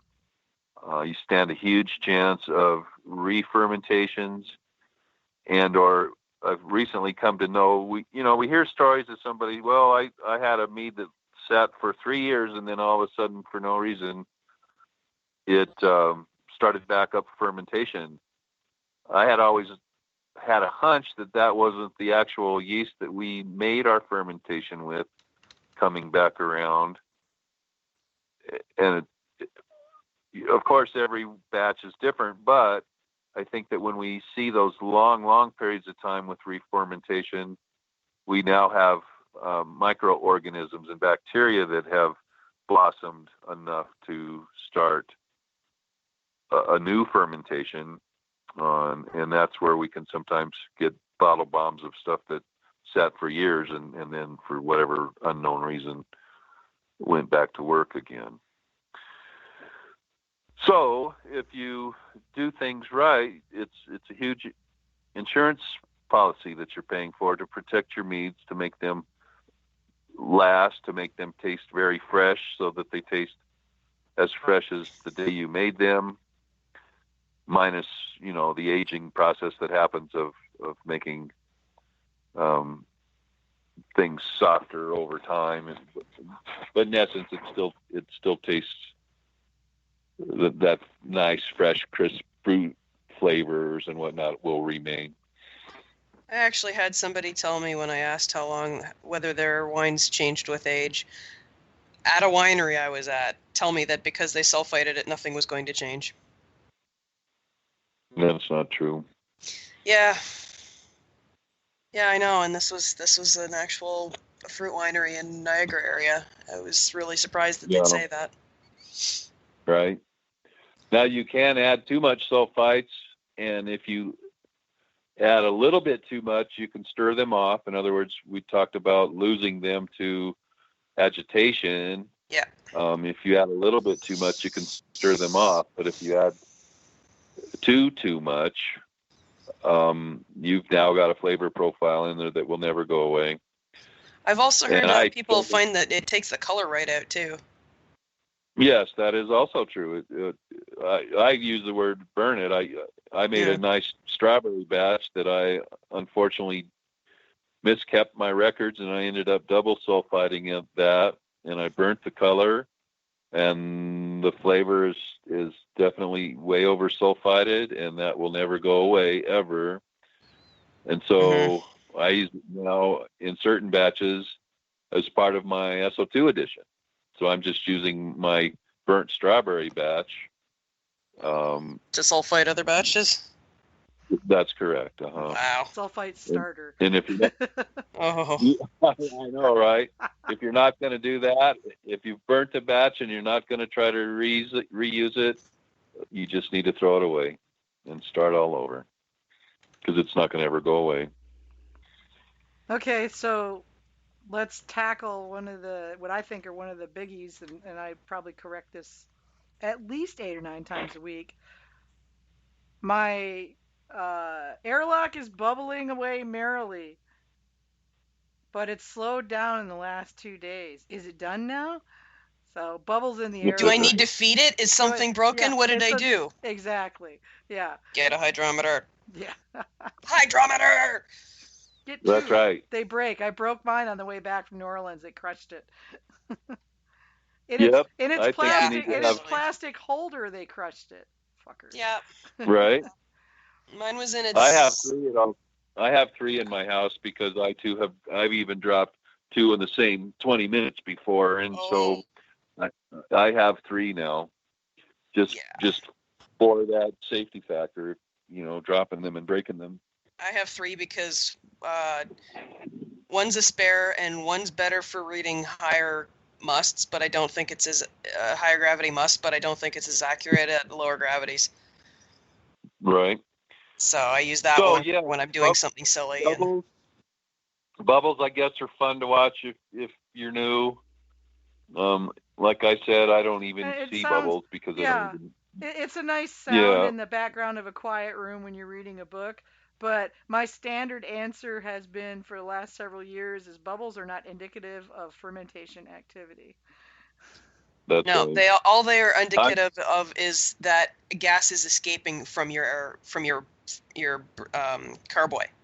Now, whether that's releasing carbon dioxide because you're fermenting, whether it's releasing carbon dioxide because you've had the temperature change, or whether it's just you've had a temperature change that's causing air to be released, and it's not coming off the mead at all. It's just pushing the headspace air out. You have no way of knowing that. Yeah. You can have a fermentation that has been the yeast chewed it down to 0 so that there's no more sugar left in your mead, and yet it can still continue to bubble. I don't know. If somebody told me I had one that bubbled for 6 months after it was over, I wouldn't call them a liar. Oh, I did. I had one that bubbled for a freaking year. Stupid thing. Right. But typically what that is we mentioned earlier that you get a certain concentration of carbon dioxide in your must. And if you don't go in and degas it, it will slowly release, and it can look like fermentation, especially if you get a temperature change that causes, the warmer it is, the less dissolved gas it can hold. So when it warms up, sometimes it'll look like it's started to ferment again, but it's really just degassing. Mm-hmm. Because I've even had it like popping bubbles on the surface just from a temperature change, and I thought it was re-fermenting, but it was just degassing because I'd never degassed it before. If I knew how to make a meme, I would make one that just says "bubbles are for kids." Bjorn just said that. Bubbles are not. They're not a tool. They don't tell you anything that's of any value. And so you really need to buy a hydrometer and learn how to use it. And as we're speaking of this is a byproduct. Too oftentimes I have to chuckle when I see somebody worrying about making a temperature adjustment with the hydrometer. If you go and look, for those of you that think that that's important to use your adjustment calculation for your temperatures, I just want you to go look at what the adjustment is, what the value, how big the of a difference in gravity. You're right. Go look at 55 or 60 degrees, whatever the lowest temperature that you would find you fermenting in your house, and compare that to 70 or 80 degrees. And it's so minuscule that as soon as you do that, you go, you know what? I'm not going to ever make another temperature adjustment the rest of my life. I never did. Yeah. I mean, it was always somewhere between 65 and 75. So, it's not. I just figured I'm taking it at ambient room temperature, which in my basement is fairly constant. So good enough. Exactly. As long as the temperature is about the same either way, it doesn't matter. And you're not, unless you're using a really fine scale hydrometer, you're never going to notice. Yeah. Okay. And that's true if it was 55 or 75. It's so minute it's not worth the effort at all, ever. Yeah. Now, if you're looking at air pressure, now that can be like if you're at ground level versus 5,000 feet, that can make a difference. But if you're always in that space, then it doesn't make a difference. Well, yeah, it's not like you're going to go and take your mead to Denver and measure it and then take it down to sea level and measure it. I don't know. I can see some of these guys doing that. So I just say, just to figure out if that's what happens. As you guys know, at Major, we see a lot of meads. We're at 50. It's a little fizzy on a lot of them. We're at 5,300 feet or right about that at the Interlaken Hotel.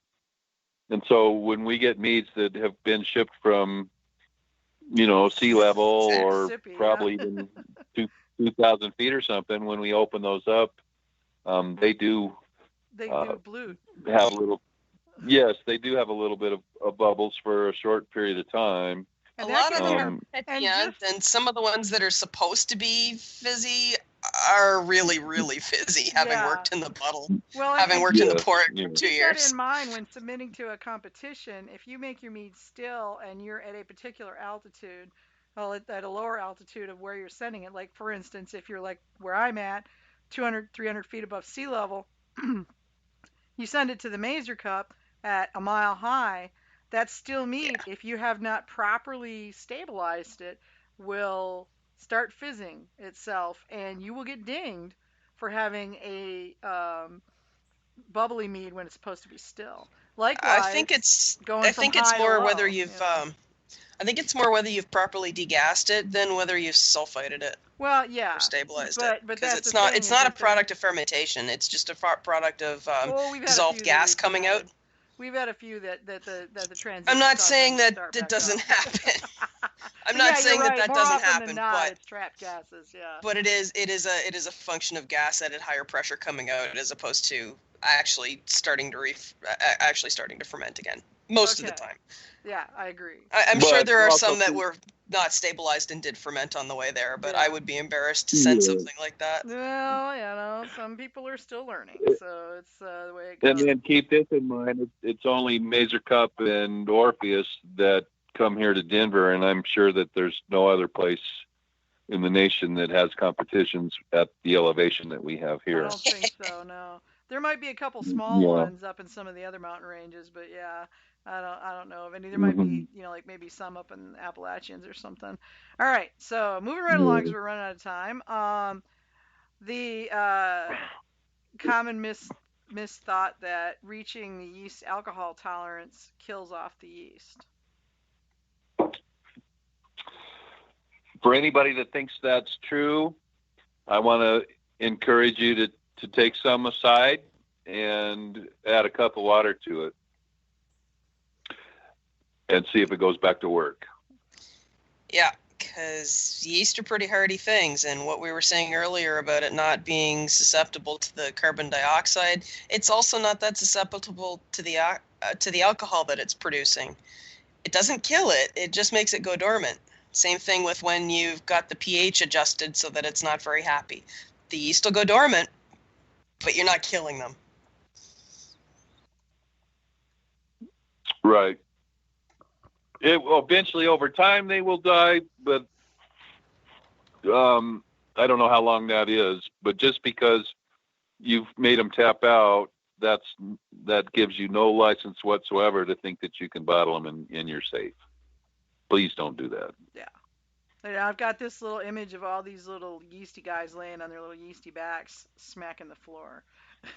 Yeah. Right. A gift. Don't do it anymore. A gift.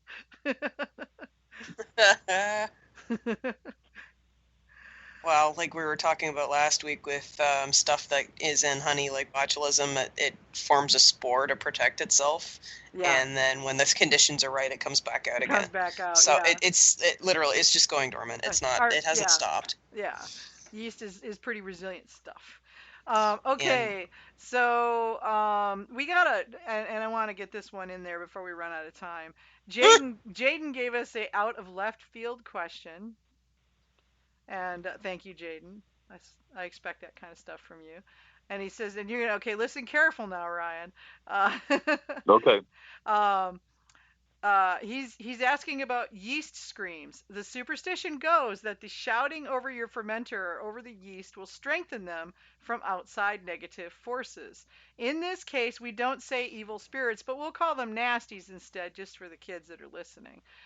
Wow. While this is clearly not the case, what are your thoughts of cymatics and their potential effect on yeast, be it strengthening the cell wall or providing a frequency that would benefit their growth? I am not sure if any science has been done on cymatics and zymergy. What are your thoughts? For like example, a sonic stir plate. And you've all seen if you put a vibration source on a flat board covered in sand, it'll form patterns. And that's what he's talking about, is that certain frequencies of sound have a physical effect on the environment and, the things within it. It's like sound weapons resonant frequencies. That they use in resonant frequencies and, sound weapons and things like that. So just stay away from the resonant frequency of glass or you make a really big mess. Yeah, right? Yeah, especially if you're using a carboy, you should know the resonant frequency of glass. That is our PSA for today. All right. So, Ryan, any thoughts on this? I just don't have enough. I'm too dumb in that area to really have much of any value to say. I think that, there's been tests where they've played nice music, if you want to call it that, to plants versus something that's death coarse metal, or sure, Sorry, John. I know you guys. Yeah, I know some of you guys out there like that. I'm not really picking on death metal. It's my best friend's favorite music, but it is kind of loud. Right. Well, so we will all agree, I'm sure, that some sort of music makes us feel comforted and makes us feel good and happy, and some music has different attributes that it provides to our psyche. So I'd be surprised if a single-celled organism can be touched at their soul, if you will, in regards to music. I don't know very much about energy, and there's the new age, if you want to call them that, energy healers, and there's a lot of stuff that we don't know a lot about, or at least I don't know a lot about. And so would that help a yeast? Maybe. I really don't know how you could ever know for sure, just because there seems like there's 100,000 different variables that I don't really know how you could measure that to determine if there's a benefit to be had there or not. Yeah. No, it's an interesting question, though, and it does raise the concept of whether certain resonances or frequencies might have some kind of environmental effect on the yeast's capability to function. I don't know. I mean, certainly you can use the resonances and frequencies to lessen the functionality of humans. They're not enjoying it. It doesn't touch their soul. It just makes them screech, cover their ears, and fall on their face. So it seems reasonable that the reverse might be true. The question is whether or not the yeast are complex enough to be affected by it? And that's a really good question. Any of you out there have any studies on this? I'd like to see that because it's an intriguing question. Sure. Yeah. Sure. Okay, we've got we're running a little teeny bit long. Big surprise there. So we'll do one more quick, and then we're going to go on and let you guys know what's going on around the country with the meaderies. Let's see if we could do 2-minute answers. And how many more do you have left? I got 2 left, and one of them is a big contentious, depends on who you talk to kind of question. All right, so let's take the less contentious one first. A cloudy fermentation will make a cloudy mead, so try and keep it settled and clear as much as you can before secondary. No. During Absolutely fermentation, you want to keep your yeast roused up into the must. You have problems and can have an opportunity to make off flavors if you allow your yeast to get piled up and buried alive in the bottom of your fermenter. They're not going to be able to have access to the nutrients and the food that they need, especially while they're alive. And I suspect that if you get enough of them piled down there, you might have some temperature issues and maybe some. They need. Yeah, I won't go there, but no, you want to keep your yeast in suspension until you're ready to let them drop out because it's time to rack. End of story. End of answer. I've got an addition to the answer. The reason that you want to keep it stirred up is because the way particles will settle out, the bigger the particle, the faster it settles out. So by letting the particles be roused all the time and letting them contact each other, they tend to stick together. So what you end up with is a cloudy must because you're stirring it all the time. But the second you stop, as if you read any of the stir plate experiments, the second you stop stirring it, it drops right clear. And I concur that I do that. I actually stir my yeast. I'll have 2 different types where I want it to drop out fast versus where I'll let my heavy stuff drop out and then I'll age on my lees in a surly aging type atmosphere. And I usually will go for 3 or 4 weeks beyond fermentation and continue to keep them roused up. And I have absolutely seen without a doubt that what you just mentioned is true. In doing so, I believe that they act as a sponge if they're dead, and they will go around and absorb different particles. In other words, let's consider making mead as a work space, and then when they're done, if you leave them there, they can clean up their workspace. They can go around and sweep and throw out the trash and all that. And so I have found if you leave them in there for a few weeks, I think that I think you gain some aging time in a short period of time. And without a doubt, when you do stop stirring, it will drop out and get cleaner a lot faster than if you didn't do what we just mentioned and thought that, well, I'm going to stop stirring 3 weeks before I'm going to rack. That might take, 6 months to drop out clear or clear-ish, where if you stir them longer after they're done, they're going to drop out way faster for sure. So Let's whack the last question real quick. All right. Last question is sulfite allergies. Told you it was a big one. That it's less than 0.1% of the population, I believe. Yeah. I think that way too many people that want to blame sulfites for their headaches are misunderstanding, and there might be other things in wine, particularly in red wine, that gives you allergy type reactions. There's actually more sulfites in white wines, but most people don't think that they're going to get a headache from the whites. It's always the reds. And almost everybody that think they have a sulfite allergy can eat dry fruits. And every day, if you just go without any intention to not buy sulfited foods, I would say that almost everybody eats at least 10 foods a day that have sulfites in them, and they don't have any reactions. And yet they still want to blame their wine or they're sulfites in the meads for the reactions that if you're have allergic nothing to to do with if you're allergic to sulfite and you eat any bacon at all, like usual store-bought bacon, you're getting a whole lot more there than you do. And nitrates and all of that. Yeah, the Uh-huh. thing is, there's a big difference between an allergy, which is a histamine reaction, which is your body attacking something because it thinks it's bad, and getting a headache or having a sensitivity to it.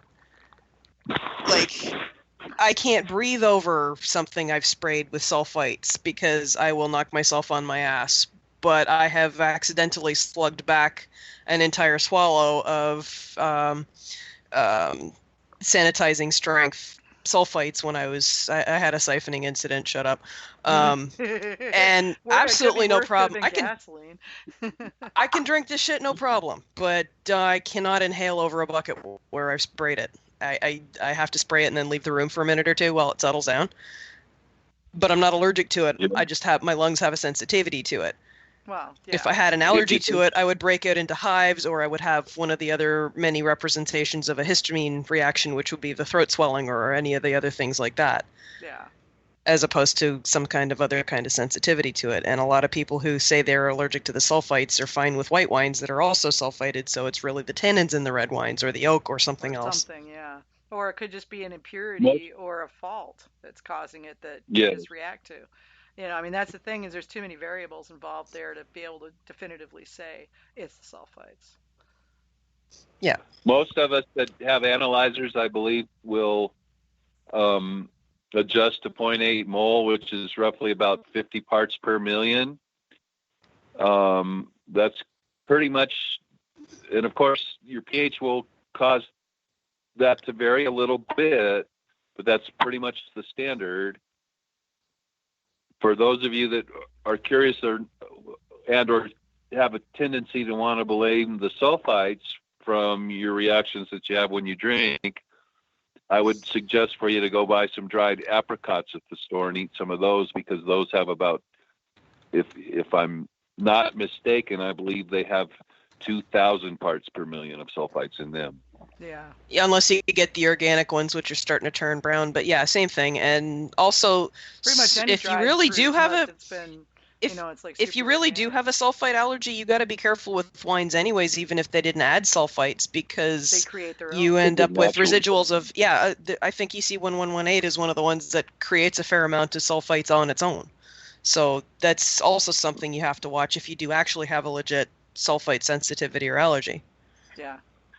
Well, it's not just EC. I think just the act of fermentation itself, regardless of the yeast strain, you will have natural sulfites in something that was never sulfited. It's part of the process of fermentation. Yeah. Yeah, I think I read somewhere, I'm pretty sure that some yeasts make more than others. Oh, I'm sure they do. I'm sure they do. Yeah. You know, they all react differently. So guys, that's our part 2 of the Mead Mythbusters edition, or Mythbusters Mead edition, rather. And we hope you picked up on a few things. And remember, the most important rule of all: raisins are not nutrients. Raisins are not nutrients. And buy a damn hydrometer. Bubbles are for kids. And buy a hydrometer. Yeah, that bubbler is cute, but it doesn't tell you anything. Alrighty, so lots of stuff going on in the mead world this upcoming couple of weeks. January 16th, we have Starlight Meadery's mead class and tasting, and they're going to have copies of both of Rob Ratliff's mead recipe books. The first one, the Big Book of Mead Recipes, which is over 60 recipes. And then the Let There Be Melomels, which is like 58 or 62. I don't know. It's a buttload of melomel recipes, and several of which are Polish mead recipes that were medal winners. So pretty cool stuff in there. So if you're thinking about going to the Starlight Meadery's mead class and tasting, you can pick up a copy of Rob's books there as well. January 17th, Haley's Honey Meadery is having, I love this, a drag queen wine bottle paint night. That sounds like so much sounds fun. Hilarious. Yeah. I want to do that. I've been to drag queen parties before, and it was just, I had a great time. It was a fundraiser for something. I can't even remember what now. We had a wonderful time. Everybody was really cool, and there were some fabulous dresses there, so it was really awesome. Okay, January 19th coming up fast now, guys. A meadery bus tour in Royal Oak, Michigan. It's going to hit multiple meaderies. Go check it out. All of these are, by the way, linked on the episode page, so you can just click right out to them. January 20th, Lost Cause Meadery, Death to Resolutions Dinner. I should say that more. Death to Resolutions Dinner and mead pairing. Um, January 23rd, Starlight Meadery again. They're having a bridal open house. A lot of people may not know they opened up a new location, and that new location is set up so that they can do weddings and receptions and rehearsal dinners and stuff there. It's a Cool. beautiful location. You should check it out. January 25th and 26th is the UC Davis Honey and Pollination Institute's Mead Making 101 class. I think there's a few spots left if you're going to be in the area or think you can be in the area. It's an excellent class. You should look it over. January 26th, Hermit Woods Deli and Winery. This is a winery that also makes mead, is having a wine and mead and cheese pairing. February 16th, Black's Ferry Meadery has the Brazos Fest of the West. So it's kind of a little festival. It happens to have mead. I don't know if there's multiple meaderies. Go check out the link and you can get more details. Upcoming, next week we've got Steve Paddock. And Steve is Ryan's partner in crime for their talk on the yeast experiment talk that they're doing at the MeadCon in March. So Steve's going to come on next week, and well, we're going to talk mead. We're not going to do their talk obviously because that's just you got to come to the MeadCon for that. So, but definitely check in with that. And I don't know. That's all I got. You guys got anything else you want to add to this? I'd just like to tell everybody that Steve's a fabulous mead maker. He's got awards galore to show for his efforts, and I'm sure you guys will enjoy next week's show, whatever it is exactly. I just think the world of him. He's a great guy. He's a perfect, wonderful judge and a fabulous mead maker, and I'm sure he can teach us all things for sure. Yeah, cool. He's got some skills. So, all right, guys, we'll be back next week, 9 p.m. Eastern Standard Time, 6 p.m. Pacific Time, sometime in the middle of the day tomorrow in Australia. And, come check us out, and maybe you'll learn something. I know we do. So, all right, we'll talk to you guys next week. Same bat time, same bat channel. Night, everybody. Night, everybody. Good night, all.